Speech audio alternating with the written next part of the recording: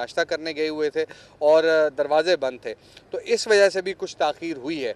तो ये सारे ऐसे मामलात हैं कि एक इस्लामाबाद का इतना बड़ा हॉस्पिटल है और यहाँ इस तरह का वक़ूआ होता है, इस तरह का हादसा होता है, और फिर हादसा वो भी एक ऐसी जगह होता है कि जहाँ नौमौलूद बच्चे जो हैं वो रखे हुए हैं और उनको वेंटिलेटर्स वहाँ पर मौजूद हैं, या फिर उनको नर्सरी में रखा गया है, उनको मशीन्स में रखा जाता है। तो वो सारी सूरत हाल यकीनी तौर पर इस वक्त अगर देखा जाए तो वो जो माएँ हैं जिनके बच्चे नर्सरी में एडमिट थे, या वो जो वालिदैन हैं, वो यकीनी तौर पर शदीद कर्ब और अज़ियत में मुब्तला हैं।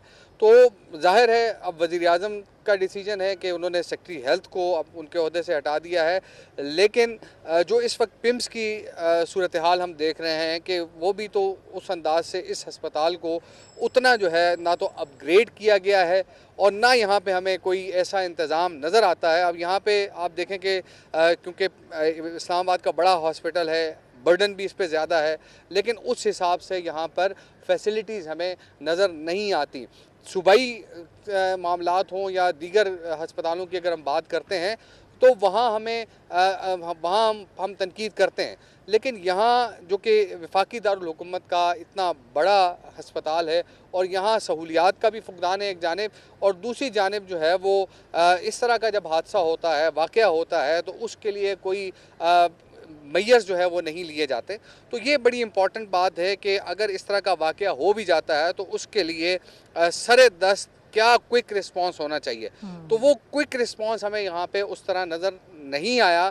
लोगों ने, जो पेशेंट्स के अटेंडेंट्स थे, दीगर वार्ड्स में थे, ख़वातीन के साथ थे या दूसरे बच्चों के साथ थे, उन्होंने अपनी मदद आपके तहत ये तमाम मामला किया है और लोगों को बाहर लेके आए हैं, पेशेंट्स को वो बाहर लेके आए हैं, उन्होंने रेस्क्यू किया है।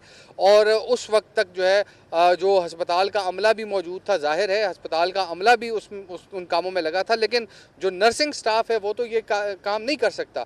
तो लोगों ने अपनी मदद आपके तहत मुख्तलिफ जो तरीक़ों से कोशिश की कि लोगों को रेस्क्यू किया जा सके, आग को फैलने से रोका जा सके। लेकिन जहाँ एक जो फायर ब्रिगेड काम करती है, वहाँ आप पानी की बाल्टियों से या आप थोड़े से पानी से जो है वो ना आग को बुझा सकते हैं, ना आप धुएं को जो है वो हटा सकते हैं। तो ये सारी ऐसी सिचुएशन है कि इसके लिए ट्रेन स्टाफ जो है उसका मौजूद होना लाजमी है, और ये हमें नज़र नहीं आता कि यहाँ पर इस तरह की कोई सिचुएशन हो। क्योंकि आप ऑक्सीजन की बात कर रहे थे अभी, ये जो आग लगी है शॉर्ट सर्किट हुआ है।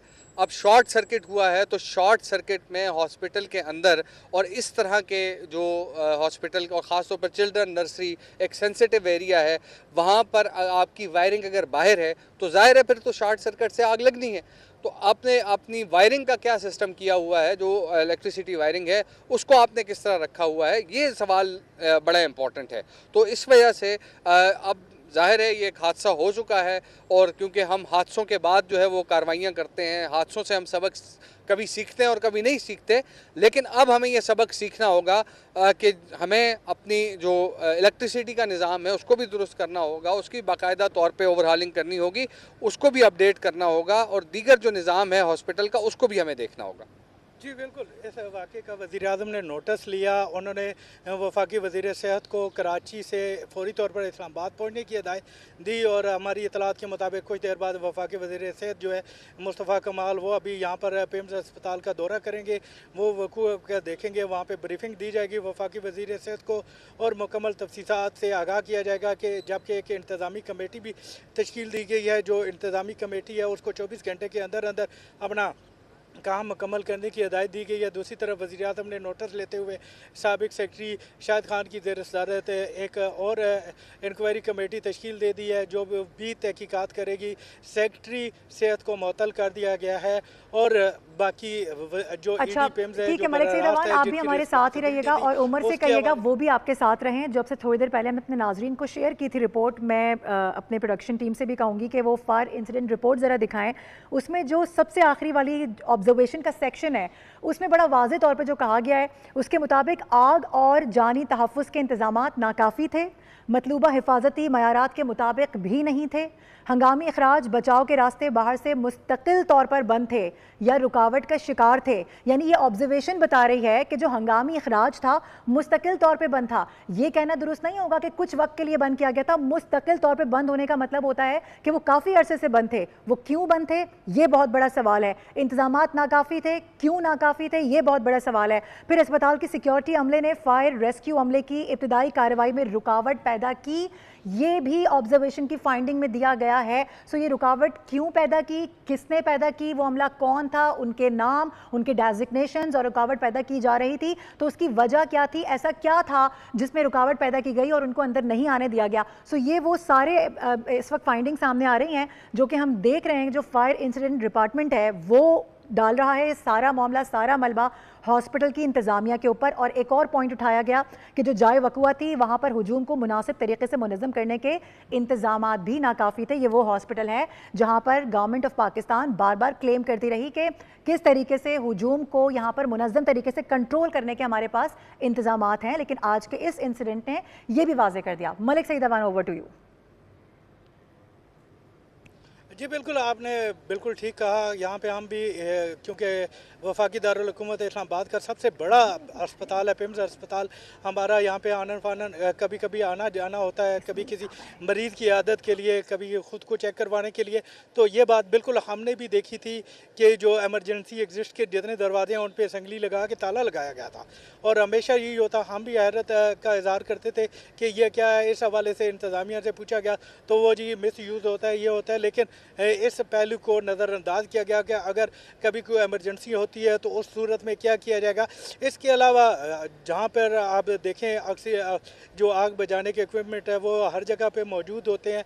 अभी तक ये भी पता नहीं क्योंकि उन इक्विपमेंट में क्या जो गैस है वो मौजूद थी, उन इक्विपमेंट को क्यों नहीं इस्तेमाल किया गया। क्योंकि जितना भी हॉस्पिटल्स का अमला होता है उनको आगामी सूरत-ए-हाल में इकदाम करने के लिए एमरजेंसी रिस्पांस की ट्रेनिंग दी जाती है कि अगर कोई एमरजेंसी होती है तो वो उसको कैसे निपट सकते हैं। क्यों नहीं आग को बुझाने के लिए इकदाम किए गए। अगर शुरू में ये इकदाम कर दिए जाते तो इतना ज़्यादा जो है नुकसान ना होता।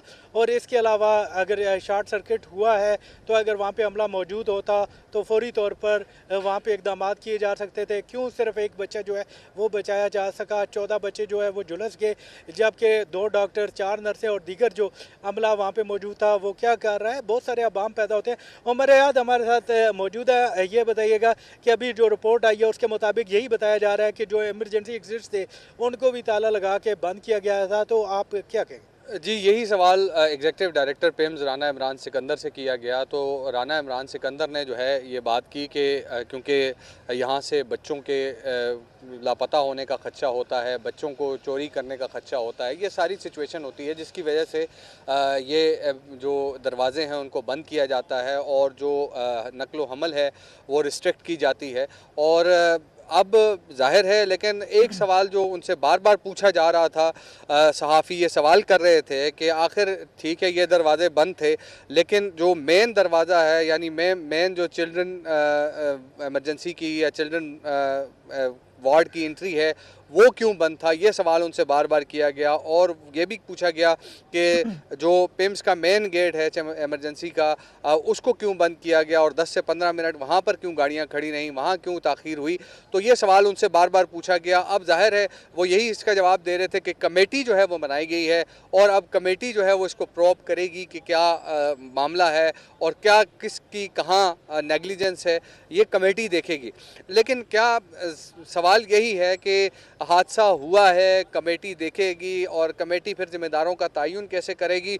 लेकिन सरे दस जो है वो 14 मासूम जानें जो है वो चली गई हैं, वो अपने जो प्यारों से बिछड़ चुकी हैं वो जाने, तो उनका कौन जो है वो जवाबदेह होगा, ज़िम्मेदार कौन होगा। जाहिर है कि हमारे मुल्क में सेहत का निज़ाम जो है वो उस तरह नहीं है। अब आप प्राइवेट हॉस्पिटल्स में अगर देखते हैं तो प्राइवेट हॉस्पिटल्स में आपके अखराजात बहुत होते हैं। गरीब वालिदैन अपने बच्चों को लेकर सरकारी हॉस्पिटल आते हैं और यहाँ पर ना तो उनको इलाज की सहूलियात उस अंदाज से दी जाती हैं और ना ही उनके साथ वो रवैया अख्तियार किया जाता है कि जो एक मरीज़ या उसके अटेंडेंट्स के साथ जो है वो रखना होता है। अब जाहिर है कि ये मामला है, आपने भी अभी बात की कि जो साबिक सेक्रेटरी दाखिला हैं शाहिद जान, उनकी सरबराही में जो है वो कमेटी तश्कील दी गई है और कमेटी जो है वो इस पर तहकीकात करेगी। लेकिन इस वक्त जो सेक्रेटरी हेल्थ हैं खाली उनका डिसमिसल जो है वो इस मसले का हल नहीं है। जाहिर है कि अगर यहाँ अस्पतालों में सहूलियात का फुकदान है तो इसकी जिम्मेदार पूरी हेल्थ एडमिनिस्ट्रेशन है और वो हॉस्पिटल की एडमिनिस्ट्रेशन भी है और वो जो मिनिस्ट्री ऑफ हेल्थ की एडमिनिस्ट्रेशन है वो भी इसकी जिम्मेदार है। लेकिन ज़्यादा जो इसका जो मामला है वो हॉस्पिटल की एडमिनिस्ट्रेशन पे बनता है। अब जाहिर है हॉस्पिटल है, बड़ा हॉस्पिटल है और बोझ भी बहुत ज़्यादा है, लेकिन क्या इसकी अपग्रेडेशन के लिए यहाँ बिल्डिंगें तो बन रही हैं, आप देख सकते हैं अभी भी आपके सामने एक बिल्डिंग जो है वो बन रही है, लेकिन मसला ये है कि क्या बिल्डिंग्स के अंदर वो सहूलियात हैं जो आम आदमी को दरकार है, ये सबसे बड़ा सवाल है। और क्या उनको वो फैसिलिटीज़ मुयस्सर हैं? अगर नहीं है तो ये हुकूमत की नेग्लिजेंस है, हुकूमत की नाकामी है और हुकूमत को इस सिलसिले में अब हंगामी बुनियादों पर, जंगी बुनियादों पर, ख़ास तौर पे हॉस्पिटल्स, क्योंकि आप देख रहे हैं कि बीमारियों का रेशो बढ़ रहा है, बीमार बढ़ रहे हैं, लेकिन हॉस्पिटल्स जो हैं उनके अंदर आपको वो सहूलियात नहीं मिल रही, तो ये नेग्लिजेंस किसकी है? हेल्थ, एजुकेशन, ये रियासत की ज़िम्मेदारी है, रियासत ने अवाम को फराहम करना है और अगर रियासत इस ज़िम्मेदारी से ओहदाबरार नहीं होती तो ये रियासत की गफलत है। जी बिल्कुल, अभी वज़ीर-ए-आज़म जैसा आप बता रहे थे, वज़ीर-ए-आज़म को इब्तदाई जो रिपोर्ट है वो भी पेश कर दी गई और उसमें यही बताया गया कि फायर ब्रिगेड को पिम्स पर में आग की इतला 6:55 पर मिली और फायर ब्रिगेड की पहली गाड़ी 6 मिनट में पिम्स अस्पताल में पहुंच गई। पिम्स में आग से बचाव और इंसानी जानों के तहफ़्फ़ुज़ के इंतज़ाम नाकाफ़ी थे। पिम्स में आग से बचाव के इंतज़ाम मुकर्रर तकाज़ों के मुताबिक नहीं थे। आगामी अखराज के रास्ते बाहर से मुस्तकिल तौर पर बंद थे। आगामी अखराज के महफूज रास्तों में रुकावटें मौजूद थीं। अस्पताल के सिक्योरिटी अमले ने फायर ब्रिगेड के अमले की इब्तदाई कार्रवाई में रुकावट पैदा की, जाए वक़ूअ पर हजूम को मौसर तरीके से मुनज़्ज़म नहीं किया जा सके। इससे भी ये सवाल पैदा होते हैं कि जब फायर ब्रिगेड आया तो क्यों उसके हंगामी कार्रवाई में जो है रुकावटें पैदा की गई। ये सारे वो सवालात हैं जो पिम्स से रिलेटेड है, जिनके जवाब पिम्स इंतज़ामिया ही दे सकती है और उम्मीद यह है कि 2 जो इंक्वायरी कमेटी तश्कील दी जा चुकी हैं उसमें जो है वो कोई ना कोई रिस्पॉन्सिबिलिटी। अच्छा मलिक सईद अवान, ये तो हम रिपोर्ट पे बात कर रहे हैं, हंगामी इंतजामात के ऊपर बात कर रहे हैं और वज़ीर आज़म की जानिब से जो नोटिस लिया गया है, जो इक़दामात उठाए गए हैं उस पर भी बात कर रहे हैं। इस वक्त जो लवाहिकीन है वो कहाँ पर मौजूद हैं? जो बच्चों के वालिदैन थे, जिनकी जानिब से थोड़ी देर पहले हम दिखा रहे थे कि वो ज़ाहिर है बहुत ही कर्ब में और दुख में मुब्तला हैं, उनकी दाद रसी के लिए वहाँ पर ईडी पहुँचे तो हैं, लेकिन उनकी जानिब से कोई ऐसा जवाब नहीं दिया गया जिसको सुनकर किसी किस्म की कोई तसल्ली हो, तसल्ली बख्श जवाब नहीं था। सो इस वक्त बताइएगा कि हॉस्पिटल के जो अहाते के अंदर लोग मौजूद हैं वो अभी क्या कर रहे हैं, उनकी जानिब से क्या मौक़िफ़ सामने आ रहा है? क्योंकि वफाकी वज़ीर सेहत सैयद मुस्तफ़ा कमाल को कहा गया था कि वो यहाँ पहुँचे, फिल वक्त तो अब नहीं पहुँचे हुए वो नज़र आए, काफ़ी देर हो गई है, सुबह का ये वाक़या है और सुबह से हम रिपोर्ट भी कर रहे हैं इस हवाले से। जी देखिए, जहाँ तक वफाकी वज़ीर सेहत की बात है तो वो कराची में थे, वज़ीर-ए-आज़म की हिदायत मिली तो वो फौरी जो है इस्लामाबाद के लिए रवाना हो गए और इतलात यही है कि कुछ देर बाद वो पिम्स अस्पताल का दौरा करेंगे, जहाँ पे उनको वाक़े के मुतालिक ब्रीफिंग दी जाएगी और मुकम्मल तफसील से बताया जाएगा। जो वफाकी वज़ीर सेहत है उनकी जानिब से ये बयान सामने आ चुका है कि जो भी इस वाक़े के ज़िम्मेदार हैं उनके खिलाफ सख्त कार्रवाई की जाएगी। जहाँ तक लवाहिकीन की बात है, लवाहिकीन के हवाले से भी आप बता रहे हैं जो वहाँ पर मौजूद हैं वो अभी भी नोहा ना है और ज़ाहिर है उनका वो दुख तो ज़िंदगी भर का दुख है जिसका कोई भी मदावा नहीं कर सकता, कोई रिपोर्ट, कोई डिसमिसल, कुछ भी ऐसी चीज़ नहीं है जो कि मदावा कर सके। लेकिन इस वक्त हम देख रहे हैं कि वज़ीर आज़म शहबाज शरीफ की जानिब से ये अहम कमेटी बना दी गई है, 8 रुकनी कमेटी ये बताई जा रही है जो कि 24 आवर्स के अंदर जो सारी हतमी फाइंडिंग्स हैं उनको सामने रखेगी। इसके अलावा वफाकी वज़ीर सेहत सैयद मुस्तफ़ा कमाल के हवाले से भी खबर है कि वो कुछ देर में यहाँ पर बस पहुँचने वाले हैं, क्योंकि वज़ीर आज़म शहबाज शरीफ की फौरी हिदायत के ऊपर वो कराची से रवाना हो गए थे इस्लामाबाद के लिए। लेकिन फिलवक्त के जो मनाजिर हैं वो भी बड़े दर्दनाक मनाजिर हैं। ये उस वक्त के मनाजिर हम आपको दिखा रहे हैं जब ये इंसिडेंट रिपोर्ट हुआ।